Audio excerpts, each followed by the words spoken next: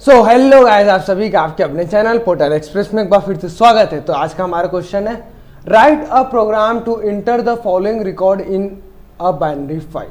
हमें एक प्रोग्राम बनाना है जो नीचे दिए गए रिकॉर्ड्स को बाइनरी फाइल के अंदर राइट कर सकते हैं। उसमें रिकॉर्ड्स में क्या क्या रहेगा? आइटम नेम नंबर जो कि इंटीजर होगा, आइटम नेम जो कि स्ट्रिंग होगा, क्वांटिटी QTY मतलब क्वांटिटी जो कि इंटीजर होगा, प्राइस मतलब फ्लो प्राइस जो होगा वो फ्लोट में होगा यानी डिसिमल में होगा, राइट। उसके बाद फिर लिखा है number of record to be inter should be accepted from user, मतलब कि यूजर के ऊपर डिपेंड करना चाहिए कि यूजर कितना रिकॉर्ड इनपुट कर सके, राइट। उसके बाद देखिए read the file to display the records in the following format. हमें फिर ना जो बाइनरी फाइल है उसको रीड करना है नीचे दिए गए फॉर्मेट के अंदर। तो फॉर्मेट क्या हमारा? सबसे पहले आइटम नंबर शो होना चाहिए, फिर आइटम नेम, उसके बाद क्वांटिटी, फिर प्राइस पर आइटम मतलब एक आइटम का कितना प्राइस है, फिर अमाउंट कि उसका कितना अमाउंट है, और अमाउंट कैसे करना है calculate? To be calculated as price into quantity, quantity into price मतलब है कि जितना अमाउंट होगा वो कितना होगा, जितना क्वांटिटी होगा इनटू जितना एक सिंगल का प्राइस होगा, राइट। तो चलिए हम इसका आंसर देख लेते हैं। अब आंसर देखने से पहले मैं आपको एक बात बता देना चाहता हूँ कि अगर आपको ये जो मैंने इसका आंसर लिखा है अगर ये आपको रिटर्न फॉर्म में चाहिए, यानी कि आप इसको अगर कॉपी कर सकें, आपको ऐसा चाहिए, तो आप हम वेबसाइट पे हमारे आ सकते हैं। हम इसका लिंक डिस्क्रिप्शन में आपको प्रोवाइड करा देंगे, आप वहाँ से इजीली जा सकते हैं। तो आप यहाँ से इजीली इसको कॉपी कर सकते हैं और अपने पाइथन के अंदर रन करा सकते हैं, राइट। तो उम्मीद करता हूँ कि आपको ये समझ में आ गया होगा। तो चलिए बिना टाइम गवाए अब वीडियो शुरू करते हैं और आज कुछ नया सीख लेते हैं।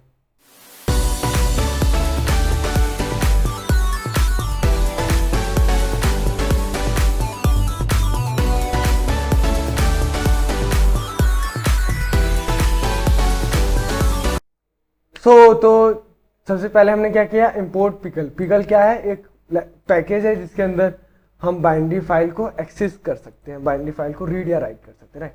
तो उसके बाद मैंने एक फाइल नाम का वेरिएबल लिया जिसमें ओपन कर रहा है पाथ वाला .dat, राइट, जो इन डब्ल्यू मतलब right in binary file mode. अब .dat की मैंने यहाँ क्यों लिखा है? क्योंकि बाइनरी फाइल ज़्यादातर .dat फाइल में बने होते हैं, राइट। उसके बाद फिर मैंने क्या लगाया? वाइल ट्रू, मतलब क्वेश्चन में बोल रखा था कि यूजर जितना मन करे उसका उतना इनपुट डेटा कर सकता है, इसलिए मैंने यहाँ पे वाइल ट्रू का यूज़ किया है। फिर मैंने डिक नाम का एक डिक्शनरी बनाया। ये क्यों बनाया ये आपका बाद में मालूम चल जाएगा। चलिए मैं आपको बता दे रहा हूँ मैंने डिक ही क्यों बनाया, क्योंकि ये सब डेटा जो स्टोर करना है हमको, ये अगर हम डिक्शनरी में करते हैं तो ये ज़्यादा ना फॉर्मेट, इसका जो फॉर्मेट होगा वो देखने में ठीक लगे, अच्छे से हमें समझ में आएगा, इसलिए हम यहाँ पे ना डिक्शनरी का यूज़ कर रहे हैं। हम यहाँ लिस्ट और टप्पल का यूज़ नहीं कर रहे, राइट।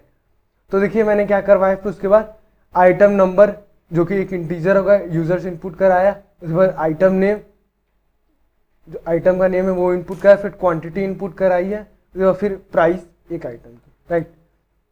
उसके बाद फिर मैंने क्या किया? डिक। अब डिक्शनरी में आपको कीज और वैल्यूज तो मालूम होगी कि यहाँ पे देखिए मैंने की पास किया, उसकी वैल्यू मैंने यहाँ दी। अब ये दोनों आप सेम मत समझिएगा, ये एक स्ट्रिंग है और एक ये वेरिएबल है। आपको मालूम होगा कि ना जो डिक्शनरी के अंदर जो कीज होते हैं वो ना इम्यूटेबल डेटा टाइप के होते हैं, वैल्यू इम्यूटेबल और म्यूटेबल डेटा टाइप दोनों हो सकते हैं। फिलहाल यहाँ तो ये इंटीजर रहेगा और यहाँ पे देखिए डिक्शनरी की अब कौन क्या की रहेगा? आइटम नेम, और उसका वैल्यू क्या होगा? आइटम नेम, मतलब यहाँ जो यूजर इनपुट कर, राइट। ठीक इसी तरह सेम क्वांटिटी और प्राइस का भी है। उसके बाद फिर मैंने क्या किया? Pickle dot dump. अब पिकल डॉट डंप यहाँ क्यों लिखा है? बाइनरी फाइल में अगर राइट करते हैं तो हम डंप फंक्शन का यूज करते हैं जो कि पिकल पैकेज के अंदर है, राइट। तो इसलिए मैंने पिकल डॉट डंप लगाया है। उसके बाद देखिए मैंने लिखा है डिक फिर कॉमा फाइल। हमें क्या लिखना होता है? जो हमें इनपुट करना होता है बाइनरी फाइल के अंदर पहले वो लिखना होता है। ध्यान रखिएगा, पहले जो इनपुट करना है पहले हमको वो लिखना है, उसके बाद हमें ना फाइल जो फाइल ऑब्जेक्ट बनाया था हमें वो लिखना है, यानी जो वेरिएबल होगा हमारा वो, राइट। उसके बाद फिर मैंने एक प्रिंट किया ब्लैंक, क्यों किया है? ताकि हमारा जो आउटपुट है वो सही देखने में सही लगे, राइट। उसके बाद फिर मैंने एक ANS नाम का ना वेरिएबल बनाया जिसमें मैं यूजर से पूछूंगा कि ना वो क्वाइट करना चाहता है, क्योंकि भाई वाइल ट्रू लगाया तो उसको ब्रेक भी करना चाहिए। तो वो ब्रेक कब होगा? यहाँ पे वाई मतलब यस, एन मतलब नो, राइट। तो इसके बाद आप समझ गए होंगे कि इसके बाद क्या हुआ होगा कि हम चेक करेंगे कि अगर ANS स्मॉल वाई या कैपिटल वाई होता है तो हमारे ये ब्रेक हो जाएगा ये पूरा प्रोग्राम, राइट। उसके बाद मैंने क्या किया, एक प्रिंट स्टेटमेंट और क्यों लगा है, ताकि प्रोग्राम सही है, राइट। फिर मैंने फाइल को क्लोज कर दिया, जो राइट मोड में ओपन था हमारा उसको मैंने क्लोज कर दिया। मैंने फिर ब्लैंक प्रिंट स्टेटमेंट लगाया। उसके बाद फिर मैंने फाइल को ओपन किया, पर इस बार देखिए फाइल को मैंने रीड मोड में ओपन किया, read in binary file, RB मतलब read in binary file, right. उसके बाद अब रीडिंग करना आपको बाइनरी फाइल का मालूम होगा कि आप ट्राई और एक्सेप्ट ब्लॉक की हेल्प से रीड करते हैं। और ट्राई और एक्सेप्ट क्यों लगाते हैं ये भी आपको मालूम होगा कि ना, हमें txt फाइल यानी कि टेस्ट फाइल में तो हमें मालूम रहता था कि ना उसमें कितने लाइन्स है, पर बाइनरी फाइल में हमें नहीं मालूम चल पाता कि ना कितने लाइन्स है, वो हमेशा एक ही लाइन को रीड करता है। इसलिए हमें ना ट्राई और एक्सेप्ट का यूज़ करते हैं कि एरर आएगा तो ना इसको ये ट्राई और एक्सेप्ट इसको एरर को हैंडल कर देंगे, राइट। तो ये कैसे हैंडल होगा, तो मैं भी आपको बताता हूँ कि एरर कब आएगा। तो सबसे पहले वाइल ट्रू मतलब ये हमेशा ये चलते रहेगा। अब भाई कब तक चलेगा, जब तक लाइन रहेगा तब ना। उसके बाद अगर लाइन नहीं रहेगा तो ऑटोमेटिक ये पूरा ये इतना प्रोग्राम आपका एरर दे देगा। तो जैसे ही एरर देगा तुरंत ये एक्सेप्ट ब्लॉक एक्टिव हो जाएगा और फाइल को क्लोज कर देगा, राइट। तो देखिए चलिए मैं दिखा देता हूँ कि मैंने वाइल लूप के अंदर अब क्या किया। इतना तो आपको समझ में आ गया होगा।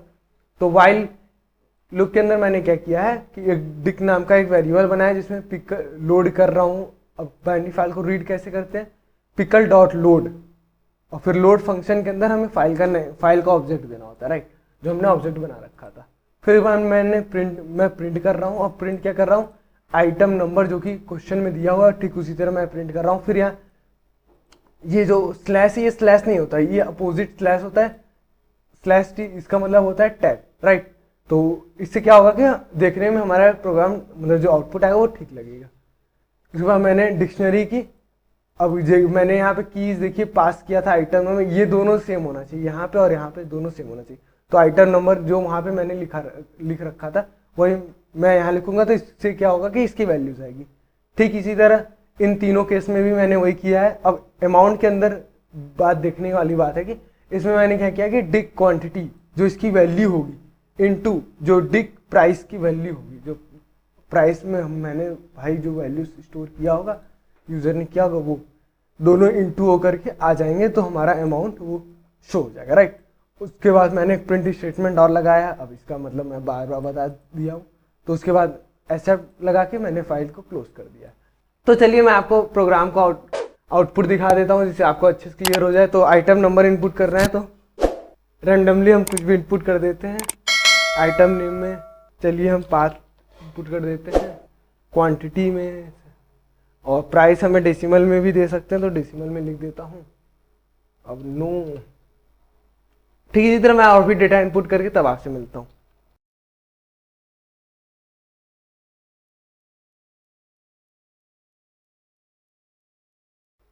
तो देख सकते हैं मैंने काफ़ी फोर डेटाज इनपुट कर दिए हैं। तो चलिए मैं आपको वाई लिख देता हूँ, तो जिससे हमारा वाइल लूप ब्रेक हो जाएगा। तो देखिए ब्रेक हो गया, देखिए आउटपुट क्या आया है। जैसे हमारा ब्रेक हो तो जिस फॉर्मेट में चाहिए था हमें वैसे उस फॉर्मेट में हमारा आ गया। पहले आइटम नंबर शो हुआ, फिर आइटम नेम, फिर क्वांटिटी, फिर प्राइस ऑफ 1 आइटम, उसके बाद उसका अमाउंट शो हुआ। अमाउंट क्या होगा 74 इंटू 48.3। ठीक इसी तरह देखिए और भी डेटाज शो हो रहे हैं। तो ये इसी तरह वर्क करता है, आपको अच्छी तरह समझ में आ गया होगा। अगर आपको इससे रिलेटिव कोई अभी डाउट है तो आप हमसे कमेंट करके पूछ सकते हैं, हम उसका रिप्लाई देने जल्दी पूरी कोशिश करेंगे। सो गाइस आज के वीडियो में सिर्फ इतना ही। अब आपसे मिलते हैं नेक्स्ट वीडियो में।